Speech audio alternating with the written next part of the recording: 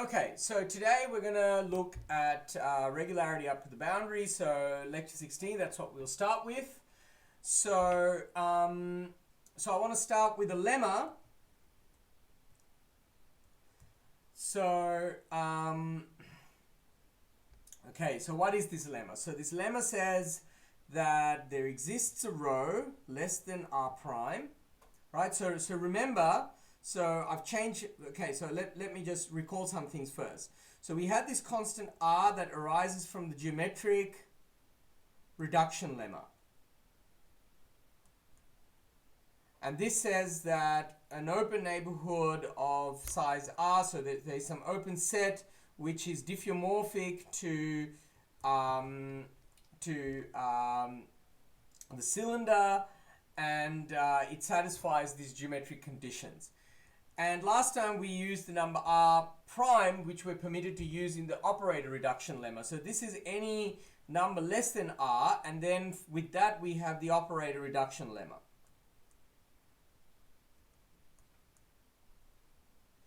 And, you know, just for our purposes, we can set r equal to r on 2, say, right? So I've fixed that in writing the lecture notes, and I've explicitly fixed this number. So what is this? What is the next lemma? So the next lemma then tells us the following. So there exists a row less than the r prime, such that d minus sigma naught r naught maps us from hk plus 1 z rho e, and okay, so now we are taking values in this b naught. Okay, so this was the b naught that we wrote down. I'll remind you of that in a second, to hk over z rho. So I'll close this up, rho bar. F is an isomorphism.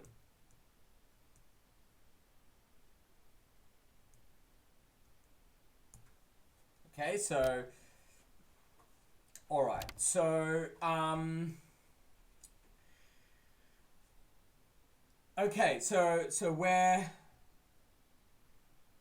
B0 was what? B0 was so this was the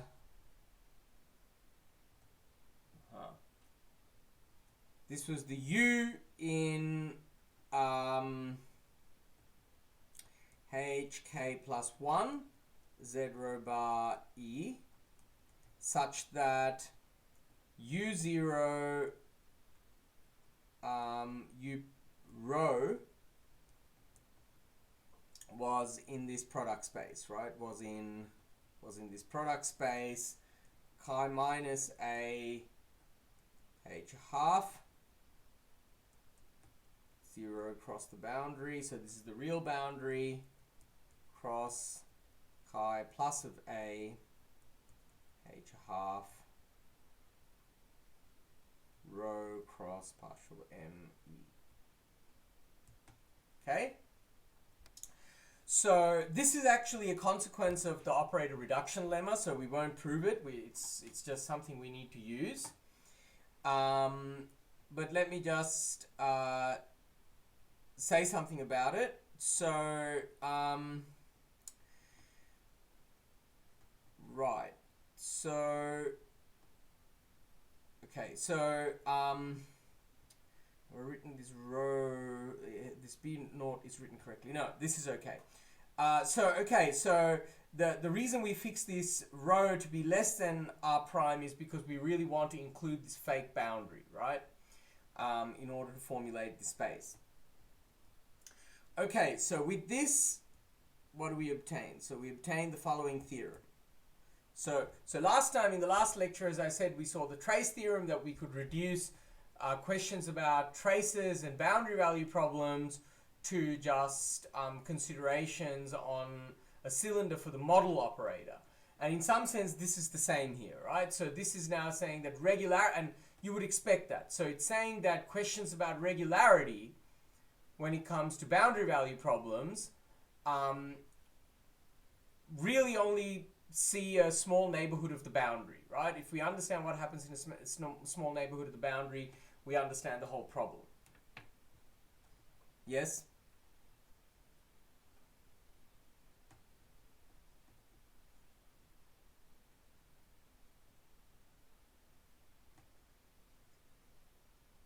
Well, it's taking values in here, right? So, sorry. This is, okay.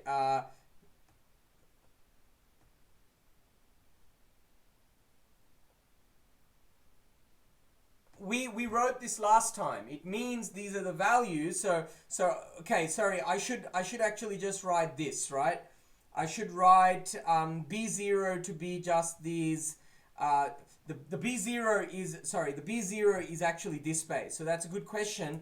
The B0 is just this space. So it means that the trace is taking values in this space here, right? We wrote down HK plus 1, Z rho over E semicolon B0 means that when we restrict sections are HK plus 1 sections, they land in here.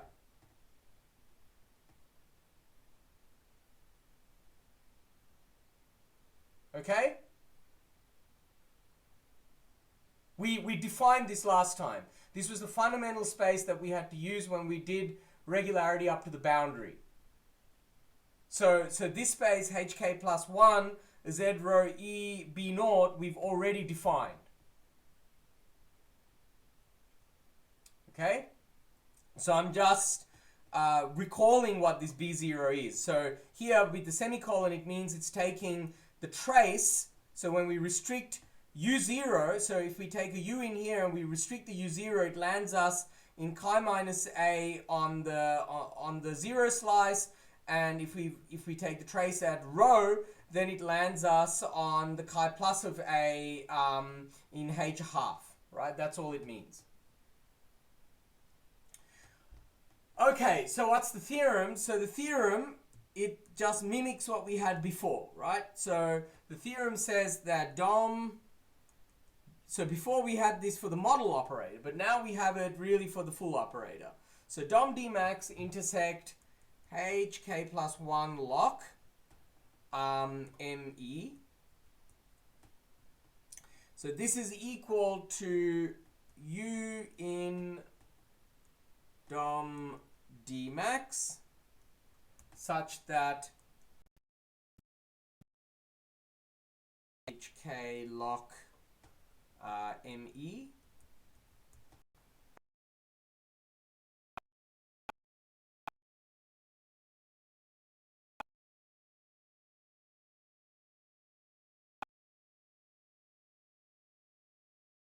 is how it comes out, is in HK plus 1/2 partial M over E. Okay. So let's quickly prove this. So this direction is obviously clear, right? I mean, if we're in DOM D max intersect HK plus 1 lock, then certainly if we act by DU, we're in HK lock. And I mean, the full trace is actually going to be in HK plus 1/2 partial M over E, right?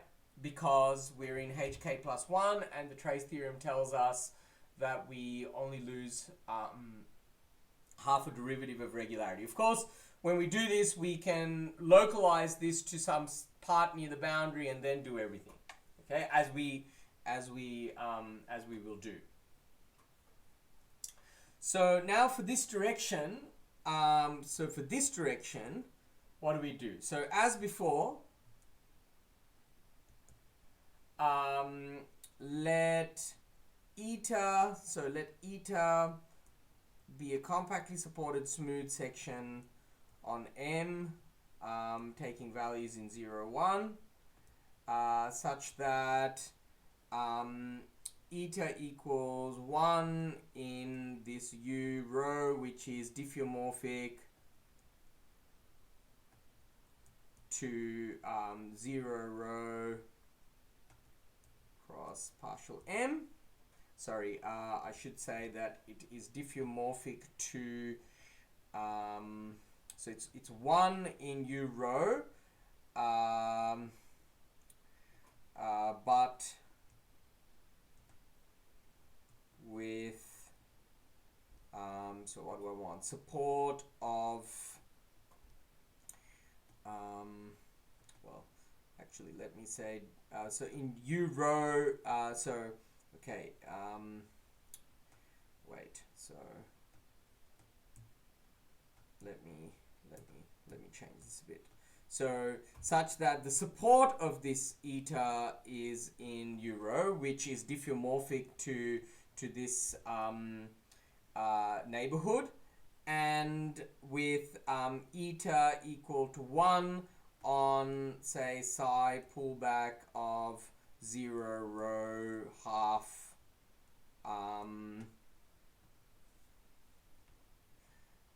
this is always the U rho. I mean, when I'm using the rho, it can't be anything else, right? It has to be the U rho, because the setting here always is that we have the R.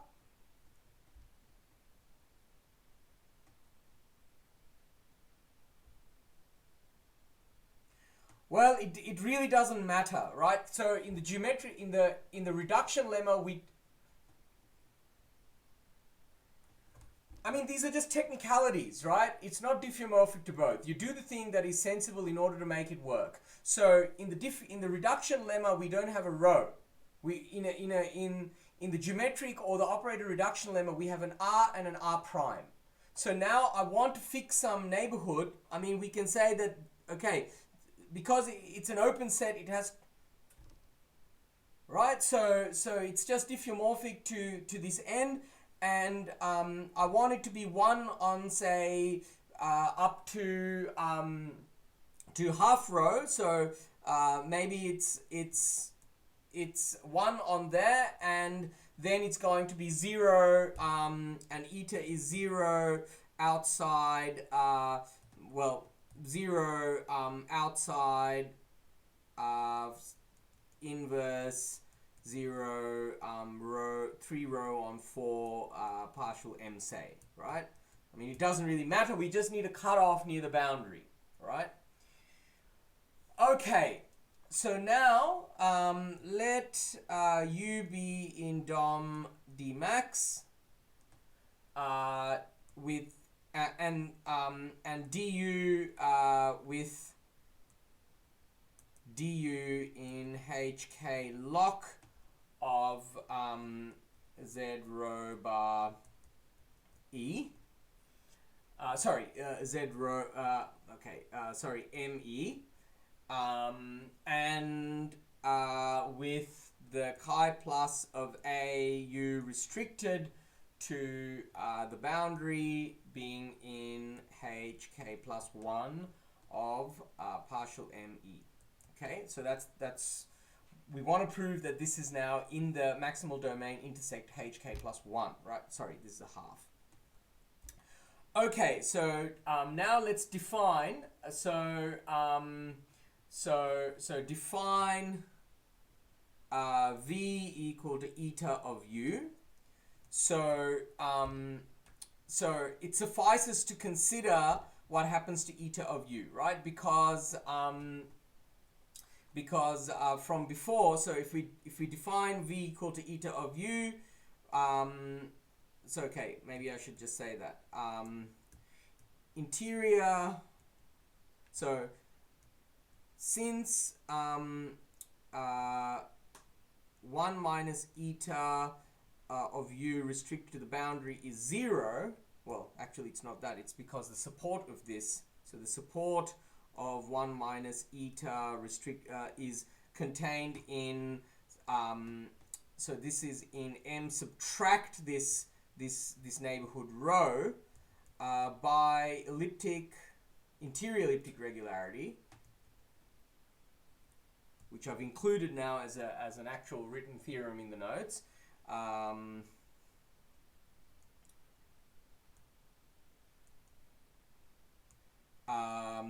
We have that 1 minus eta of u is in hk plus 1 log me. Okay, because d of this thing is also in hk, right? We know that. So that's this elliptic regularity. So it suffices. So it remains to consider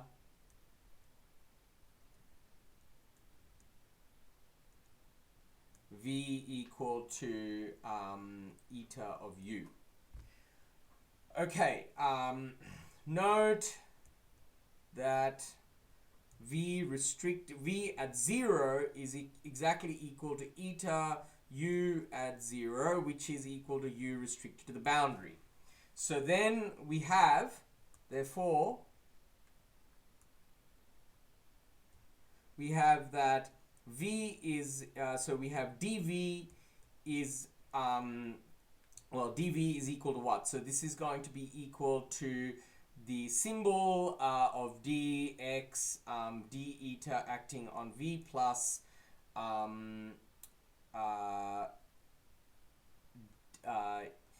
eta d of u, and so this is in hk. Because of the support properties, this is going to be in hk z rho e. And what else do we have? And we have that v restricted to the boundary is in so v at 0, sorry, chi plus a of v at 0 is in hk plus a half over the boundary. Okay, so this is just coming from the hypothesis that we already have. So then we can, again, as before, now we're back in a cylinder, right? So now we're back in a situation where we have a section which is sitting inside this cylindrical part. Okay. Okay, good. So from before, since v is in dom d max and the support of v is in this in z rho bar, we have that v is in dom d cl, so dom 0, so it's in dom d cl, which is equal to dom d naught cl, which is contained in dom d naught max. Okay.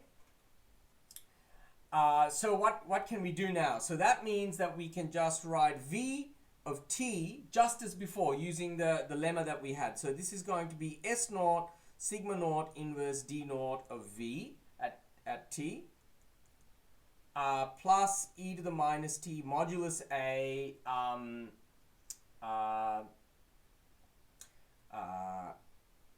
chi plus of a of v0, and I'm going to write this as equal to v naught of t plus v1 of t, right? So we've reduced it back down to the situation that we were in before. So clearly, as before, v naught is in hk plus 1 z rho e, because d naught of v is in hk. Okay, so so then that's okay, and v1 is also in hk plus 1.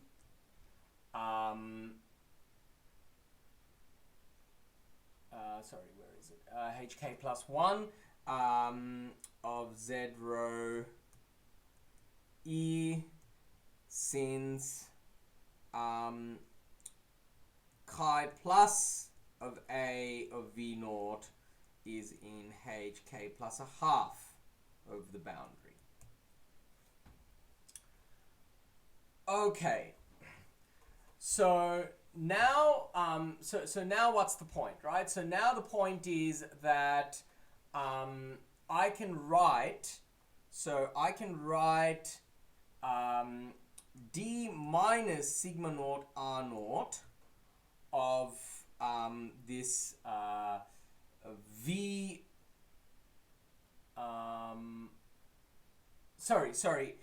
This is not true, right? This is, sorry, as before. This is the true statement, because okay, so I should make a comment about this here, because this is I just fell into the same trick as I fell into before. The point is that we do not know that d naught of v is in hk. We know that v d of v is in hk, and directly from the fact that chi plus a of v naught is in hk plus 1, we obtain that v1 is in hk plus 1, right? But we don't know anything about d naught. And that's where we have to use the lemma from before, right? So from the lemma from before then tells us that v naught I can write as d minus sigma naught r naught of v minus d minus sigma naught r naught of v1. So this is certainly sigma naught r naught is a pseudo differential. Well, it's an operator of order 0, meaning that it note sigma naught r naught maps hk or h. I'll put L z rho e to h L z rho e. And therefore the therefore since d of v is in h k, since d of v is in hk, we have that d minus sigma naught r naught v and d minus sigma naught r naught v1 are both in hk of z rho bar of v.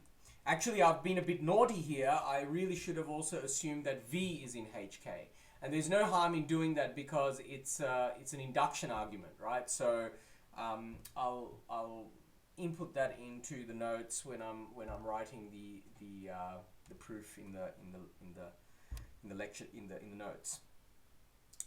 Okay, so now we have that from the lemma, d minus sigma naught r naught is isomorphism.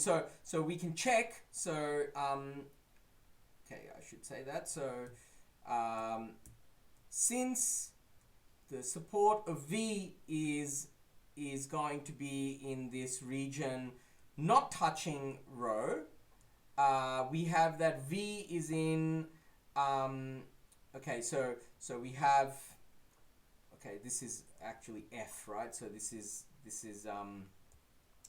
here it's f. Actually, we don't need to worry about the support. Yeah, so that means that so this in particular means, okay, so these are local operators. So this in particular means that v at rho is 0, and so d minus sigma naught r naught is an isomorphism now, right? So it takes us from z rho bar e to b naught to hk z rho f isomorphically, and therefore v is in hk plus 1 z rho e. Okay, so that's the proof.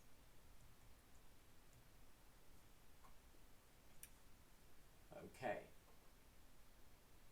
Well, sorry, this is v naught, right? So v naught is in sorry, I should really have said that. So this is the v naught, right? So the v naught is the thing that is that also has this support property because it's in the range of S naught. So actually, I should really say that it's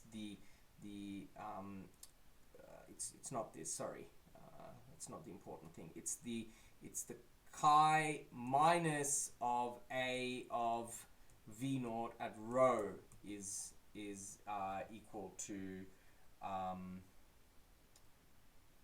chi plus of A at no, chi minus is 0 because of the way that we built the potential S naught, right? So it's in the range of the S naught, and therefore we have what we want. Okay, so sorry, that's a bit of a mess. I'll clean that up when I'm writing the notes. I always think that this comes out of the wash when we have the model case, but there's always some details to fill in. But the point of it is that you know, we don't, there's a remainder term when we reduce to the cylinder, and that remainder term is exactly this part. So we know that dV is in HK, we know this part is in HK plus 1, and then the question is, how do we really obtain that V naught is in HK plus 1? Because once we have that, we have the sum of two things that are in HK plus 1, and then we get the higher regularity for V automatically. Okay, so that's really the thick and thin of it. Okay, so let me just go back now to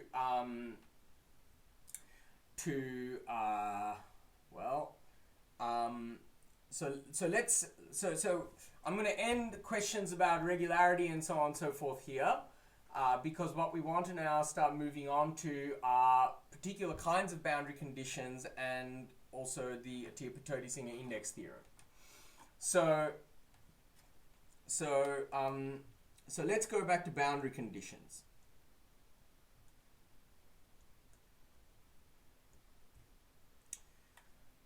So if we recall, recall that that we have. So the first thing is we have this notion of an elliptically regular boundary condition, right?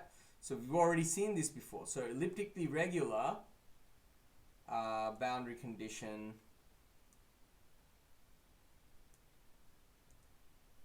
B. So what does this mean? So this is a B that is a boundary condition. So now we can write the given an adapted operator, we know that this H check can be described in terms of the adapted operator A. So this is a closed subspace. So that's what it means for it to be a boundary condition, right? Which in particular satisfies B is contained in H a half, and the adjoint. So this is what we had from before. Okay, so this is what we had, what we already know to be an elliptic boundary condition, right? So now that we have exactly this, the description of the check space. So maybe actually I'll remove it from here because I'm gonna have it in the proposition. So we can now describe these boundary conditions given an adapted operator on the boundary, right? So precisely we have the following, right? Proposition. So the following are, so let A be an adapted boundary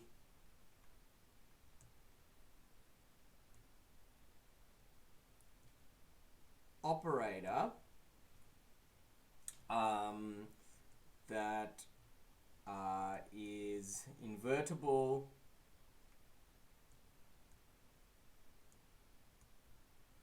bisectorial.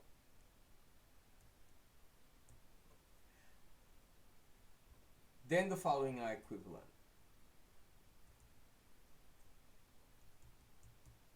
B is an elliptic regular boundary condition. B is a boundary condition.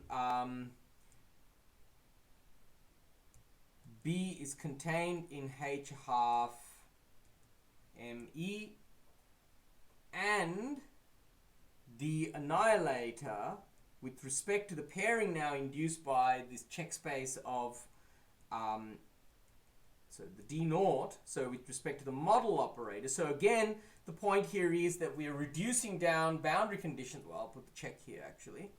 Check in the hat. So again, the point here is that we're trying to reduce the study of boundary conditions back to the model operator. Okay? So the point is that, well, I didn't write it before, even though I promised to write it, because we really have that the check space of D can now be written as equal to the check space of the model operator D naught. Okay, we've already seen that before. So, so the idea is that the study of boundary conditions for a potential larger operator, we can just now describe a condition like ellipticity from boundary data alone. Okay, so that's really the point. The A allows us to dismantle the check space on the boundary, and then we can talk about boundary conditions purely in terms of boundary data. And the third point, of course, is that is a very important property. So it's that dB is in H1 log of ME, and dom dB,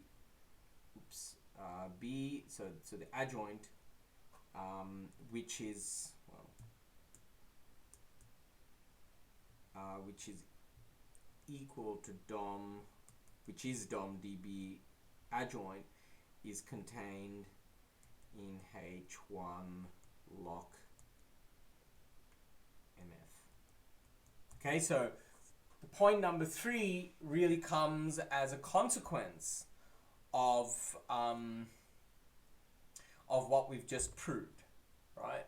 So we've proved that if you have a boundary condition that is, so from the theorem that we just proved, this regularity theorem, if we take k to be equal to 0, then we precisely get what we want here, right? We get that when a boundary condition is sitting in H half, then the domain must be sitting in H1 log. And of course, if the adjoint boundary condition is sitting in H half, then the domain of the adjoint operator is sitting in H1 log. So maybe I'll just say something to this. So this is immediate. However, for 2, note that the adjoint condition is what? It's something like star inverse of this annihilator, right? This is the annihilator, and the point is that and this maps HL on the boundary to, well, HL of boundary to F. Okay, so that's the point. And for 3, simply use previous theorem, regularity theorem. Okay, so elliptically regular boundary conditions are extremely important boundary conditions, and hopefully towards the end of the course we will get back to really understanding them in a very different way, and I think that that's a fundamental advancement in this whole topic. But for the moment, we're just going to keep it at that, because what we want to do is we want to try and consider index theory with respect to these things. Okay. So, Fredholm boundary conditions. Well, actually, let me not talk about that. So let's just let me not write that. Let me just give a definition now of the analytical index, right? Analytical index. So maybe we've already touched upon this before. So for the purposes of what I'm going to say now, I want to just talk about just general operators, right? So we have an operator now on between, say, two Banach spaces. So we say that such an operator is Fredholm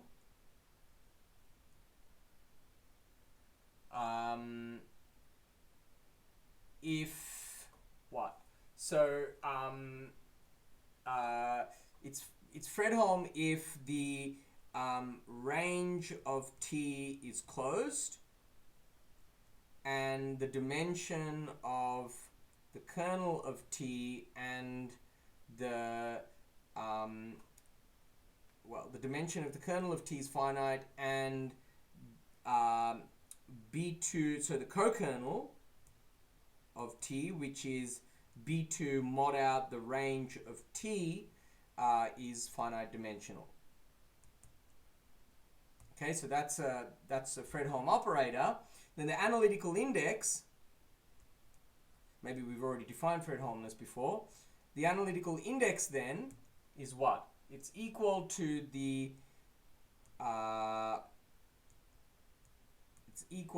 dimension of the kernel of T minus the dimension of the co-kernel of T.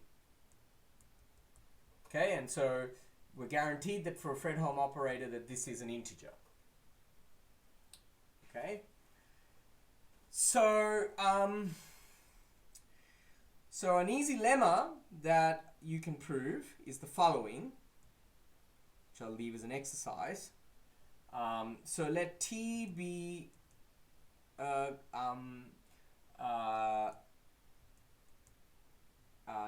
densely defined and closed. Then the co-kernel of T is isomorphic to the kernel of T star. Okay, so here I'm not assuming anything like the operator is Fredholm or anything. This is just a general fact. Okay, so in this case, so in particular then, if we have an operator on a Hilbert space which is Fredholm, then the analytical index, the second component, can be changed to the dimension. So I'll say that. So in particular, if T is Fredholm, the index of T is equal to dim kernel of T minus dim kernel of T star. Okay, so this lemma is more or less immediate. Another very important abstract result that you should really commit to memory, that I think it's one of the results that I have used most frequently in the last few years. So this is due to Hermander.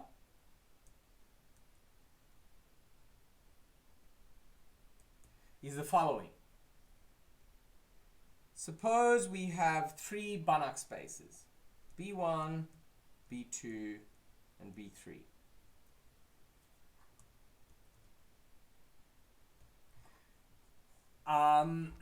And let L be an operator which is a bounded operator from B1 to B2, and K a compact operator from B2 to B3.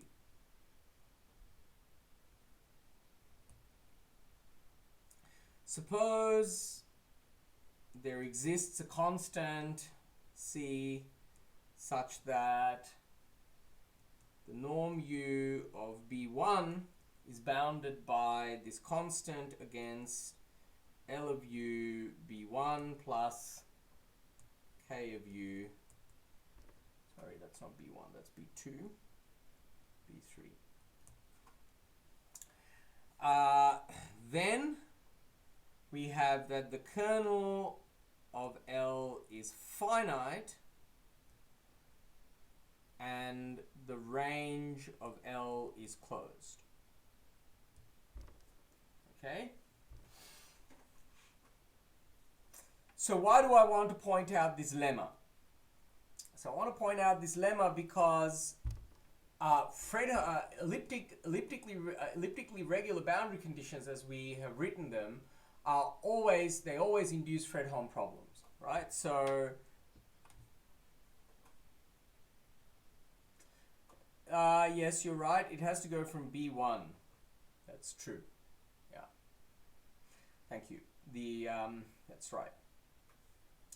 Okay, so now we have a very important proposition here. So suppose M is compact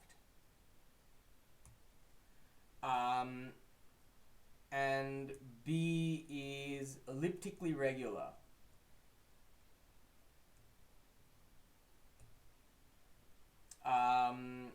Boundary condition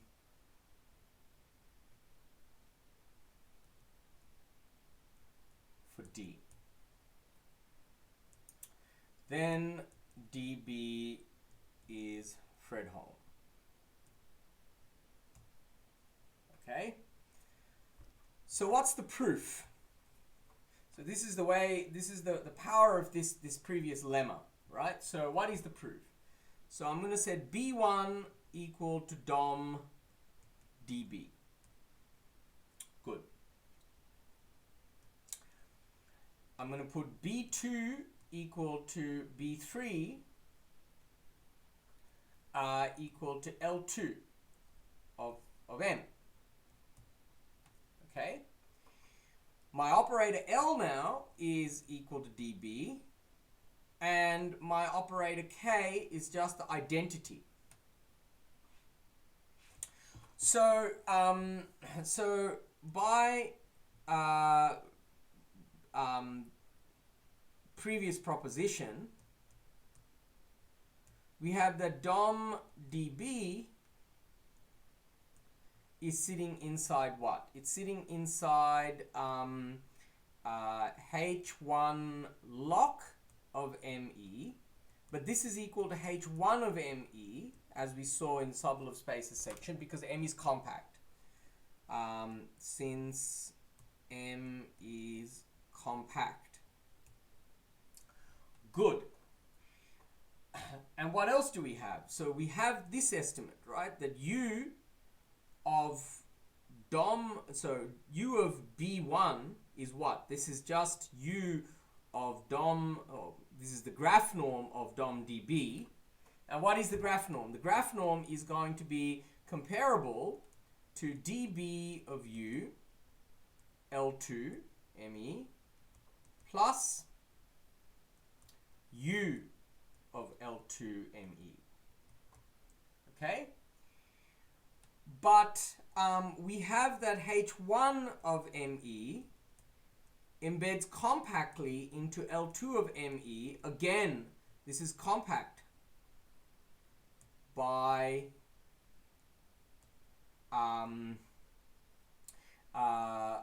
is a compact map, I should say, is a compact embedding due to the compactness of M. So that means that K equals the identity, taking me from DOM dB, which is contained in H1 of ME, into L2, factors as a compact map, right? This is compact. Is compact. Therefore, from Hermander's lemma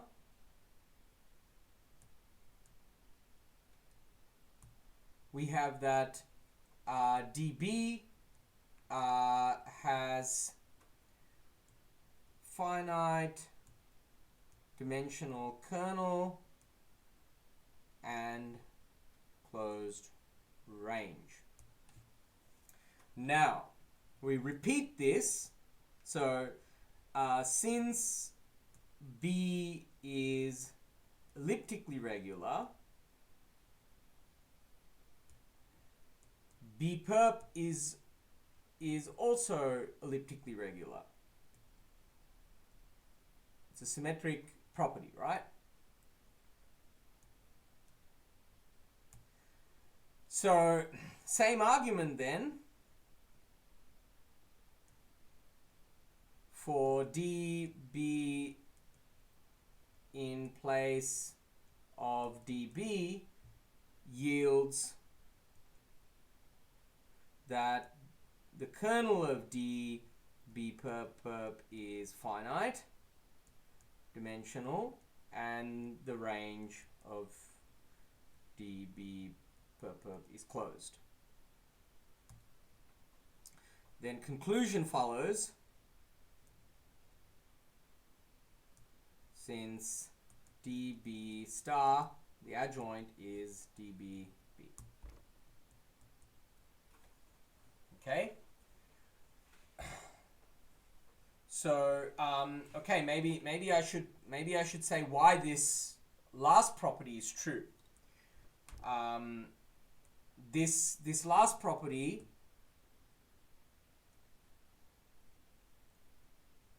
is a consequence of the Green's formula. Okay, so if you go to the Green's formula that we proved for the full operator, because we can write the Green's formula in terms of the annihilator now with respect to an adapted operator on the boundary, so that's the real power of that Green's formula, right? We can reduce everything down to the model operator case. So Green's formula and previous proposition, right? And previous proposition. Namely the one which allows us to characterize elliptically regular boundary conditions. So if we just have a quick look at that, the elliptically regular boundary conditions are equivalent to the annihilator also being in H1/2. And so when we're looking at the adjoint of an operator, we can see that that's precisely going to be the annihilator of B once we fix an adapted boundary operator A. So the point is that the boundary condition for the adjoint now is exactly equal to what we expect it to be equal to for the model problem, even though we're not on the model operator, right? That's why I gave the Green's formula last time, but maybe it's actually a better idea to move that into the boundary condition section, because that's where it's really where its power is really seen, right? So once we have all of that, we can see that elliptically regular boundary conditions always induce Fredholm problems. So so I want to also make a quick remark here, just if you're working on these things in future, the closedness of range dB star is automatic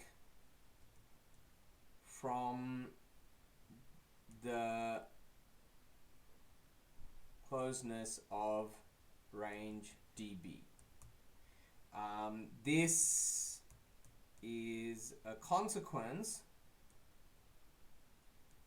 from the closed range theorem.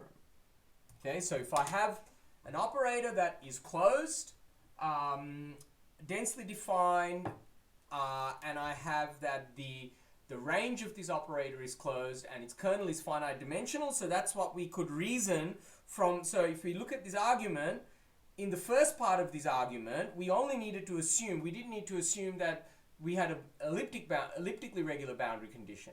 We just only used the fact that B, the boundary condition B, was sitting in H half, because that's equivalent to DOM DB sitting in H1 lock, which is in H1, right?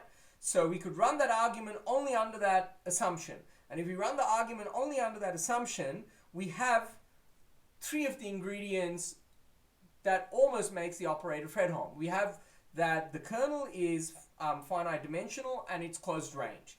And from the application of the closed range theorem, we also have that the range of the adjoint operator is of closed range. So what stops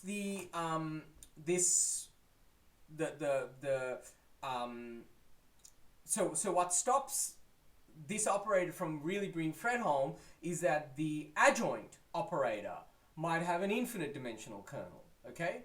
And that's what we really use the, that's where we really have to use the fact that the adjoint boundary condition is also contained in H half. That guarantees the kernel of dB star, the adjoint, is also finite dimensional. Okay. So now we move on to a very important class of boundary conditions, which we will be playing with for the next few lectures. So this is somehow the quintessential boundary conditions that we have that are elliptically regular. So these are the Atiyah,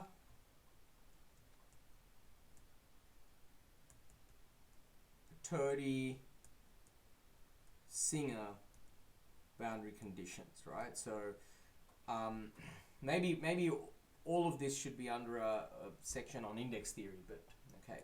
So suppose, so let's return back to the model situation, right? So let's momentarily return back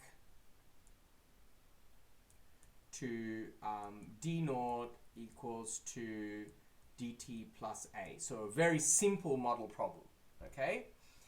Well, okay, sorry, there's a sigma naught here. Where a is bisectorial, but not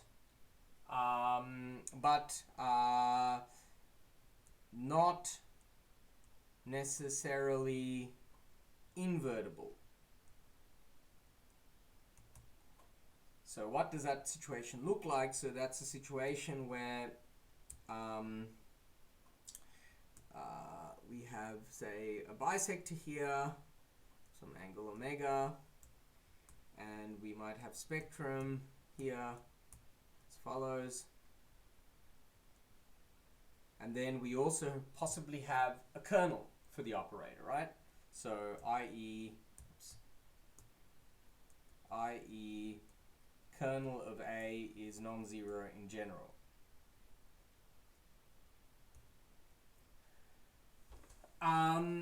So what do we want? We want to define a boundary condition. So actually we don't even really need to think about the model problem here. We're just really looking at an adapted operator. So maybe that's a better way to say it, right? So let me just say, let us consider,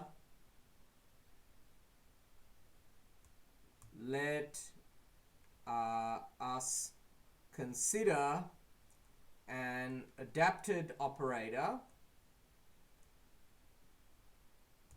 A, which is bisectorial but not necessarily invertible. Okay, that's what we want to think about. So we want to define a boundary condition as the sum of all generalized eigenspaces with negative real part. Okay, so so for that let's consider the real part of the spectrum of a, let's write it as negative infinity, and we have some number minus n, and we have some number minus 1, and we have potentially 0 in the set, so this is equal to lambda 0 if it exists, lambda 1 dot dot dot, right? Because it's a discrete spectrum, we can write it in this way, okay? We can just take the real part and project the whole spectrum down to 0, okay? So why do I want to do this? So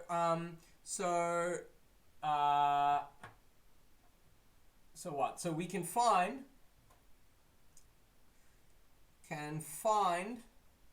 a real number between -1 and 0, such that a of r, which if we recall is a minus r, is omega r bisectorial. Okay? So the point is we want to, so what's the, let me draw a picture. So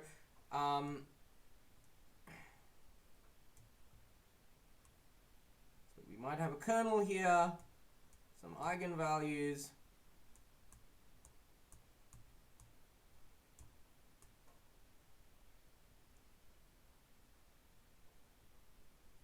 In fact, we didn't even really need to make an assumption that this is bisectorial, right? We can just look at any adapted operator, and we know that, and we just want to project to the eigenspaces which are which have a negative real part. So let's actually do that. Let's not assume it's bisectorial. So we just fix a general adapted operator, right? Sorry for jumping around. And then we can consider, i.e. it potentially has spectrum on the imaginary axis. Well, we know from before that this can only happen up to a ball of some radius, right? So we have maybe some ball here of some radius. So it's only going to have a finite number of eigenspaces. So we can do everything as we've done now up to this point. So we'll allow for this. So we might have all of this sorts of thing. And now what we are saying is that we can draw a line through the spectrum here. We can draw a line through the spectrum. This is our R, right? So so we want to look at the projection to the negative, only to the negative eigenspaces, right? But we want to do it in a specific way. We also want it to be that when we consider the, so we don't want, so yes?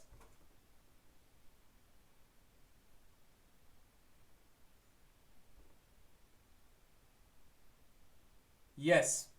So that's why I've dropped bisectoriality here, and I've said, let us just consider an adapted yeah, so let's just, so I mean, I initially was just talking about having, it doesn't matter whether we assume it's got spectrum at 0 on the imaginary axis, because we know, if we recall the adapted boundary operator, an adapted boundary operator is bisectorial up to a ball of error, so there might be an error of a ball around 0, right? So it just means that we might have spectrum also maybe in here, right? We might have spectrum like that, but we know that on the imaginary axis we have a maximum of, we just have a maximum amount of spectrum on the imaginary axis.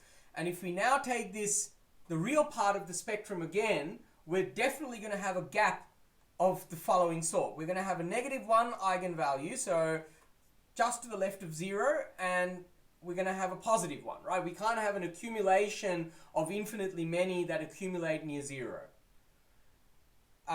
Okay. So now let me just define. So the definition of the Atiyah,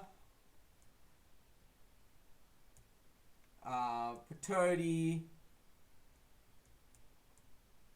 Singer boundary condition is we take this. So we take let A equal to the minimum of modulus lambda minus 1 and lambda 1, right? So lambda 1 is of course positive, and we're just gonna, well, I could just take the negative sign of this, right? So what am I doing here? So what I want to do is I want to make sure that when I take minus A, so when I take the minus of the number that I'm fixing here, that I'm not picking up, you know, another eigenvalue here that's so I want the minus A to only contain the imaginary axis, right? If I look to the left of the minus A. So that's really what I'm doing here. And then I'm going to define B APS with respect to this adapted operator to be equal to chi minus A of subscript A H half partial M E, right? Okay. Well, okay, so I should take half minimum of the two. Okay, so what do I want to do here? So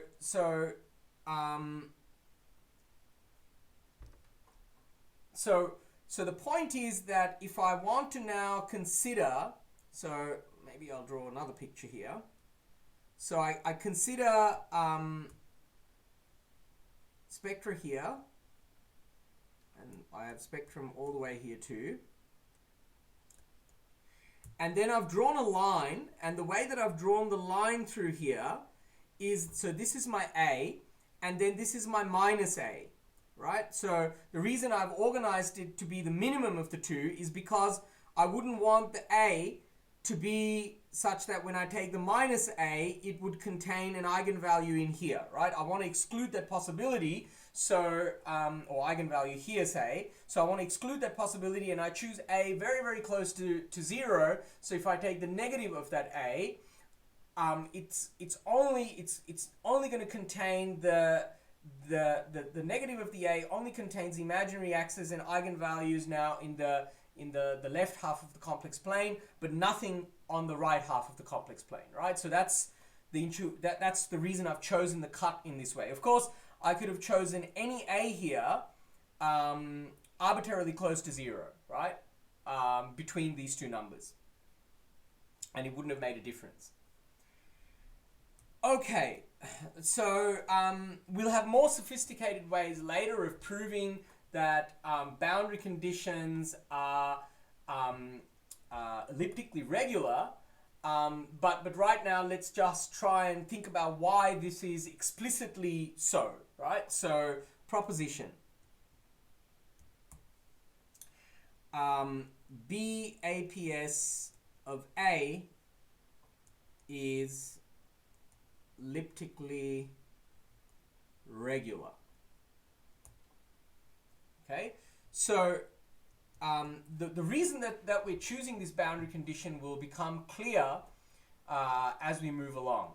But it also somehow makes sense because we have lots of different choices of adapted boundary operators which have a certain kind of structure.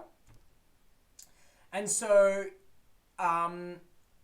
it also, from the theorems we've proved so far, we've seen that it's really the positive spectral projection that stops the regularity, right? Because it's the positive spectral subspaces that somehow contribute to the H minus a half part of the operator that stops it from being regular.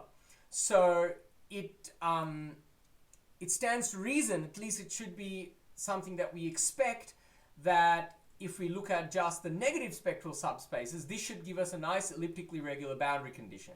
So of course, it's easy to see that this is contained in H of H half, but we need to know that this behaves reasonably when we also consider the adjoint or the annihilated subspace, right?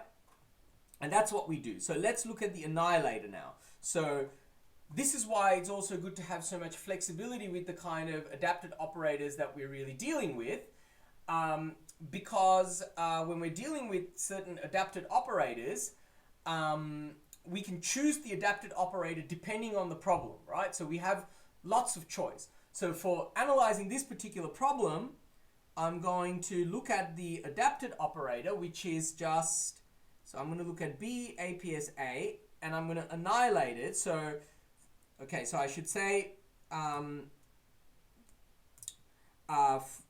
okay, it is clear that BAPS of A is a boundary condition, and that BAPS of A is in H half over the boundary. So we need to prove, so by proposition, it suffices to prove that BAPS A annihilated now with respect to what? So we're going to annihilate it with respect to A subscript A D, well, maybe I'll call this D naught now. So D naught is the model operator with respect to A subscript A. Okay, again, A subscript A D naught. Okay, so as we've done before, that this is contained in H half ME, right? So that's really the thing that we don't know, because when we annihilate, I mean, we have something sitting in H half, and then we're annihilating, and if we annihilate with respect to the pairing between H half and H minus a half, we know that we're only going to really end up in a subspace of H minus a half, right? So we have to know that somehow the annihilation brings us back down to H a half. All right. So so how do we, so what do we do? So let's compute this, right? So BAPS of A annihilated with respect to H A D naught H A D naught. So this is the same thing as, so this is chi minus A H half partial ME. So now I'm going to take this subspace and I'm going to annihilate it with respect to a much larger subspace, right? I'm going to annihilate it with respect to H minus a half. But then the fact that it has to land back in H check means that this is the intersection of H check of A little a D naught. Okay? So what's this? So this is now going, so what happens when I annihilate this with respect to H minus a half? So we already have a previous lemma that allows us to compute this, right? And this is precisely going to be chi plus A little a star, in fact, H negative a half partial ME. And now we intersect with this H check space. So what is the check space now? The check space is chi plus A star H half partial ME plus chi minus A star H minus a half, I'll move this to the next line, right? Partial ME. So remember that that's the check space. So, I mean, because we've chosen the adapted operator in this way, it means that the intersection between the chi plus and the chi minus is 0, right? So this gives us precisely chi plus a star h minus a half partial me intersect chi plus a star h half partial me, which is precisely equal to a star h half partial me, and of course this is contained in h half partial me. Okay,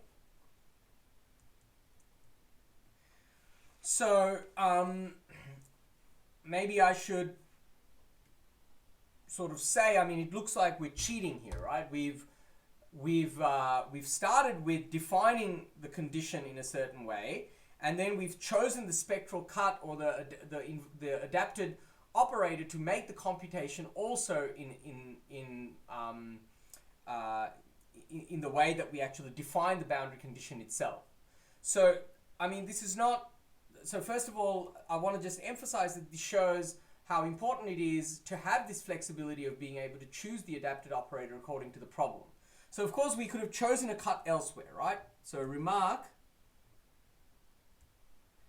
we could have considered BAPS annihilated with respect to some other cut R, say, of this adapted operator. Right? We could have done that. But then what could potentially happen, so let's just see pictorially what could happen, right? So so suppose I choose, so my boundary condition is defined by taking the subspaces here, and I might have subspaces here also. But then suppose that I, instead of making the cut here at A, well, maybe I'll change to purple. So suppose that I consider the boundary adapted operator to have a cut, well, let me see the correct side here. So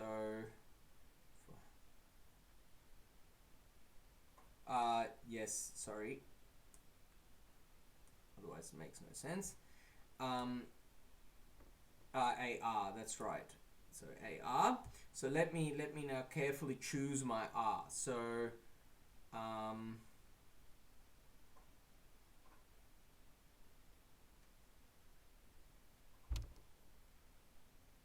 the D0, whenever we write D0, this is the induced model operator.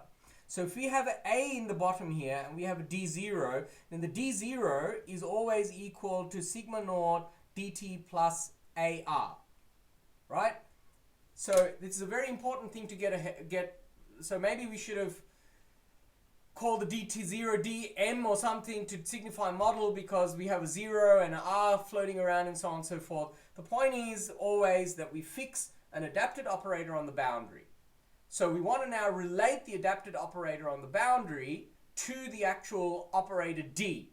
And the way we do that is to look at instead the model operator, which is the D naught. And then we can compare the D and the D naught, right? That's sort of the underlying impetus of everything that we're doing is exactly that. So the AR, to communicate information on the boundary to the interior, we build a model problem from given an AR. Okay, so it's a good question because it's just something very important to emphasize. So now let me see. So now what happens if we make the cut here, right? So if I make the cut here, then when I take the annihilated condition, I'm going to end up with out here, right? So if I take the annihilated condition with respect to this, I'm going to end up with, okay, so let's say we have these subspaces here. I'm going to end up with so if this is A, this is minus A, and this is minus R. Okay? So, so the point is that if I take the minus R here, so before I end up with the minus, so I take the minus a when we do this cut, so it becomes so we have the projection to, so the projection is exactly this, so this is the chi plus a h a half part, or yes, I should say really star, doesn't matter, because remember the spectrum of the adjoint problem is the conjugation of the spectrum of the original problem, right? So these things just flip, the eigenvalues just flip around. Okay, but now if we are considering the cut to be here, then actually we win, right? So that's not the cut that we want. The cut that we want is something further here. So suppose we cut something like here. So suppose we cut here. So this is my R, and this is my minus R now, right? So now I have the chi plus a R star h half, or the annihilator is going to be this piece, so this is going to be a minus a half originally, right? So remember, we take the minus a half and we intersect. So the point is that when we do this cut now, we end up picking up, in the annihilator, we end up picking up subspaces also here. So we pick up all of these subspaces. So we pick up, with this choice of A, with this choice of R,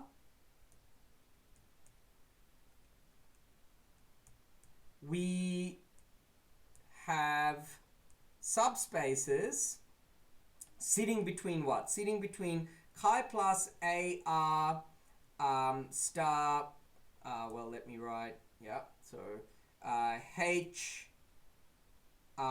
minus a half intersect the chi plus chi minus minus a star H minus a half, right? So we have subspaces more or less between here that we have to still control.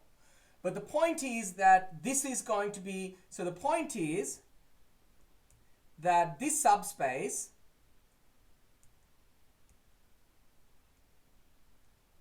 is finite dimensional.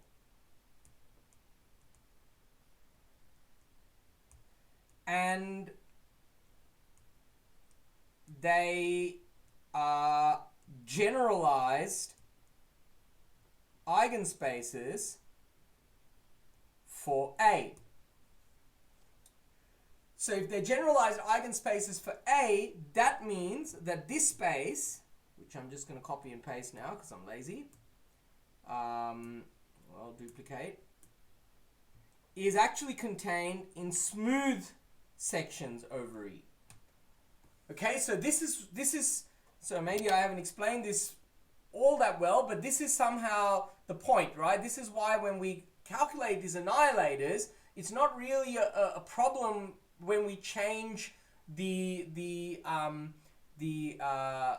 value, the cut that we are choosing when we do the annihilation, because the error terms are always going to be up to smoothing, right? The error is always smoothing because we only pick up a finite, the error terms are just a finite dimensional subspace of eigenspaces of a first order differential operator on a compact manifold without boundaries, so the eigenspaces are always guaranteed to be smooth.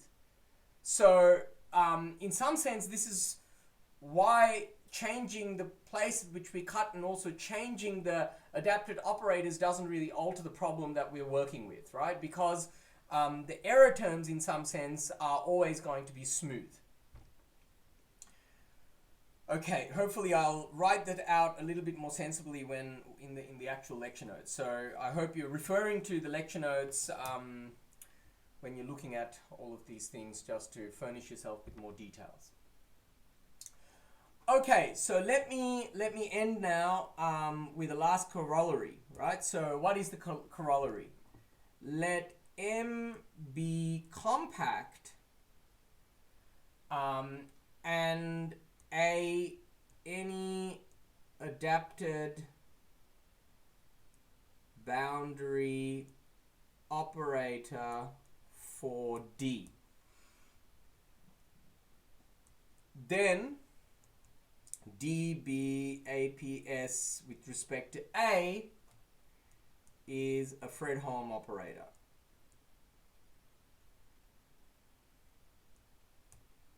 Okay, so right. So the point is that I mean, soon we're going to start moving into an index theorem involving this boundary condition.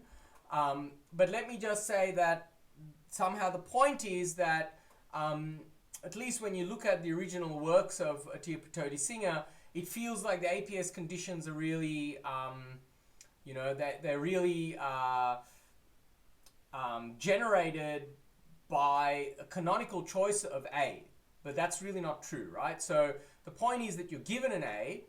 When you're given an A, so for them, they looked at self-adjoint adapted operators on the boundary, and we'll soon move on to that because the index theorem requires that assumption. But in any case, the point is that for them, they really start with an operator A, and then they look at the APS condition, and then they look at induced operators from that, right? So induced interior operators from that, so you get a well-defined index and so on and so forth. So the point is that the APS condition really depends on the choice of your adapted operator. So give me an adapted operator, I can give you an APS condition for it, right? And the APS condition that we define here is precisely the condition that Atiyah Patodi Singer look at in the case that you have self-adjoint adapted operators on the boundary, in which case you only have real spectrum. So the set that we wrote down before, which is this set that we use to define the cut for which we obtain the APS condition. So this real part of the spectrum is the spectrum itself in the case of APS, and we'll see that next time when we start to consider the APS boundary conditions. Okay, so maybe I'll stop a bit early today with that because I don't want to start a new thing today, and then we'll move on next week to looking at the Atiyah Patodi Singer boundary conditions. Thank you. So, any questions?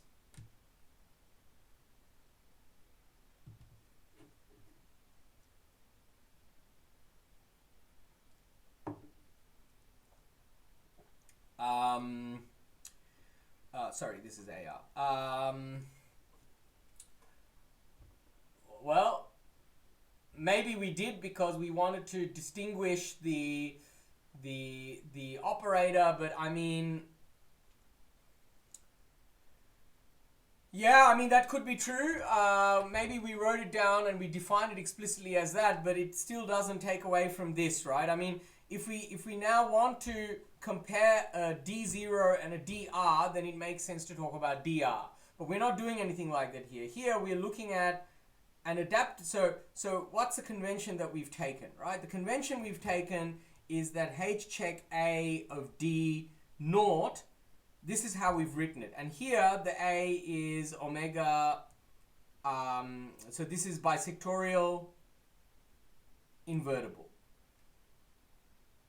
And then we wrote D naught equals to sigma naught dt plus A.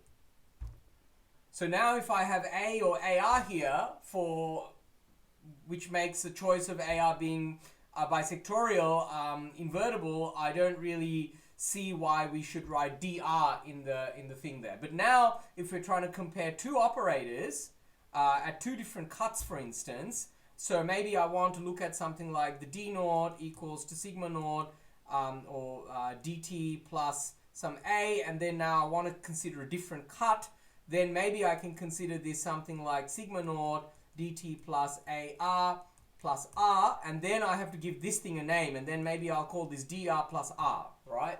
So there's a sigma naught here. So maybe this is what we had Maybe this is what we had last time, but that's maybe in that specific situation where we wanted to distinguish two different operators and compare to two different things. But I don't see why we need to look at, I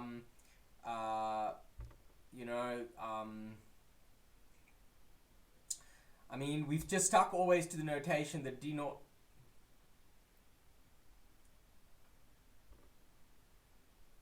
Aha. Yeah, so the D0 we should always keep fixed as the notation for the model operator given an adapted operator on the boundary.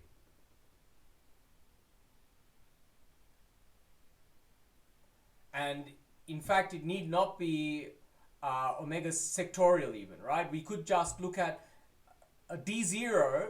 I mean, give me an adapted operator on the boundary, I can always write this expression, right?